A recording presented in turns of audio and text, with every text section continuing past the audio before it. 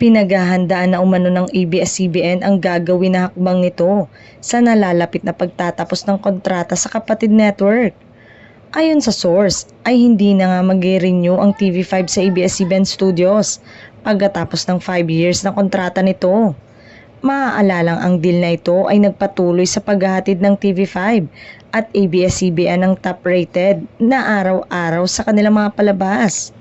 Patuloy ngang napapanood sa kapatid network ang favorite kapamilya shows gaya ng FPJ Batang Quiapo ni Coco Martin. Bukod pa sa mga content agreement na ito, ang TV5 at ABS-CBN ay may mga co-production deal na rin para sa dalawang afternoon series. Samantala, dagdag pa sa balitang ito, gagawa na umano kasi ng sariling talent production ng TV5 kung saan gagawa na sila ng sarili nilang mga programa. Ito nga daw ang dahilan kaya umugong ang balita na hindi na ni-renew ang kontrata ng iginagalang na male executive na si Johnny Manahan sa GMA Network ay dahil lilipat na sa TV5. Ibig sabihin ay magpuproduce na sila ng sariling talent.